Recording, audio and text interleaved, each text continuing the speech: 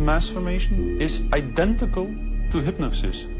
And this term refers to a specific kind of group formation, which has very special characteristic effects at the level of individual mental functioning. And one of these effects is that an individual that is in the grip of mass formation typically lose every capacity to take a critical distance from what they believe in, from what the group believes in. You would think it would be people with lower IQs that would be more susceptible to this, but it seems to be the other way around. Are you seeing this? I have seen this, and it does seem to be predicted by educational status and IQ.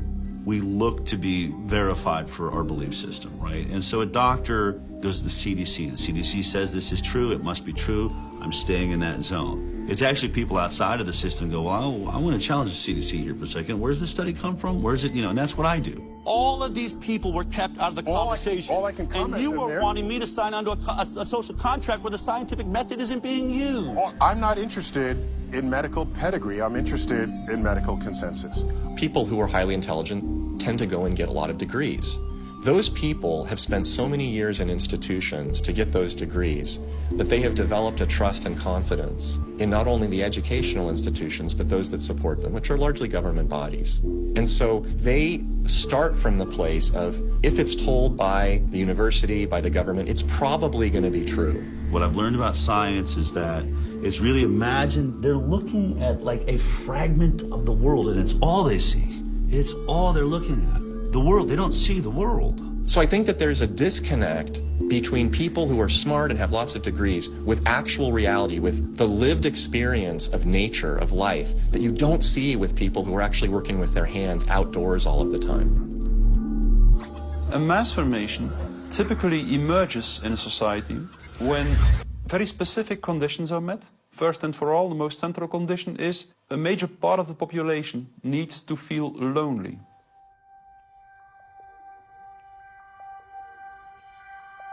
Doctors say the very rules to keep people safe from the virus are doing great damage when it comes to anxiety, depression, and even suicide. And now everyone is suffering, but children are particularly at risk. The real pandemic here is the psychological warfare that's being waged on every single human being. See, if you take a human being and you put them in a chronic fear state, and you couple that with human isolation, what happens is they psychologically decompensate and live in such emotional pain that they will gravitate in an irrational way to anything that you promise them will alleviate that pain. Once people feel disconnected from their environment, they will typically start to experience a lack of meaning-making in life. And under these conditions, if a narrative is distributed through the mass media, indicating an object of anxiety, and a strategy to deal with this object of anxiety, they suddenly, punk, connect to one small object of fear, for instance the coronavirus, and afterwards people don't feel lonely anymore, they feel connected again. Let me hear it if you've had the Pfizer vaccine. Let me hear it from Moderna, AstraZeneca. Sing it from the anti-vaxxers.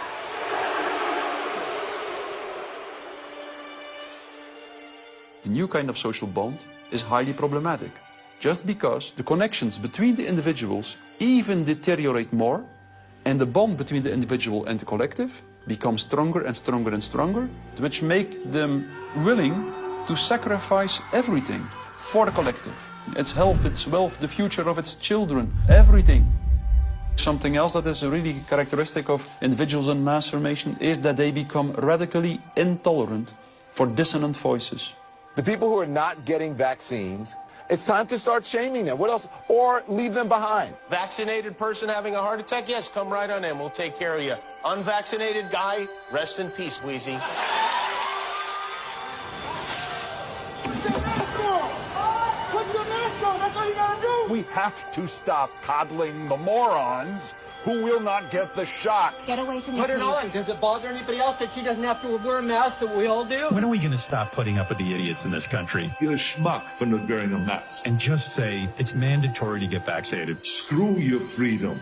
People who do not go along with the masses are stigmatized, and in the end, the masses are inclined to destroy the people who do not go along with them, and they do so as if it is an ethical duty to do so. Getting good people to do bad things, harmful things, while thinking they're good things, it's a dangerous place to be because it looks great. You feel great while you're being used. They will sacrifice themselves, and they see it as a virtue because it demonstrates their complete obedience to the cult, to the group, to perform ritualistic behavior which causes them harm. One of the most clear illustrations of this was when the leaders of the Communist Party in the Soviet Union were sentenced to death, often tortured to death. They did not object. They said things like, if this helps the Communist Party, it's my pleasure to do it. That's something that was observed in all major examples of mass formation in history.